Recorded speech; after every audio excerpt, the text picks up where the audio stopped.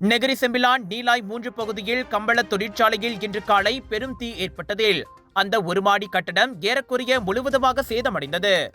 அத்தொழிற்சாலை சில ஆண்டுகளுக்கு முன்பும் இதேபோல் தீயில் அழிந்து பின்னர் புதிதாக கட்டப்பட்ட கட்டடமாகும். இன்று மீண்டும் அது தீயில் அழிந்திருக்கிறது. காலை 7:50 மணி அளவில் தகவல் கிடைத்து நீலாய் மந்தின் 1, ரந்தாவ் ஸ்ரம்பான் 2 ஆகிய இடங்களில் இருந்து தீயணைப்பு வண்டிகள் சம்பவ இடம் விரைந்தன. காலை 8:55 மணிக்கெல்லாம் தீ கட்டுப்பாட்டுக்குள் கொண்டு வரப்பட்டது. தீயில் எவரும் பாதிக்கப்படவில்லை என கூறிய நெகிரி செம்பிலான் தீயணைப்புத்துறை 1200 சதுர அடியிலான அத்தொழிற்சாலையின் 80 விழுக்காடு கட்டடம் சேதமடைந்ததாக தெரிவித்தது. தீ ஏற்பட்டதற்கான காரணம் விசாரிக்கப்பட்டு வரும் வேளை மொத்த இழப்பீடும் மதிப்பீடு செய்யப்படுகிறது. அத்தொழிற்சாலையில் தீ கொழுந்துவிட்டு எரியும் காட்சிகள் அடங்கிய வீடியோக்கள் காலை முதலே சமூக ஊடகங்களில் வைரலாகியுள்ளன.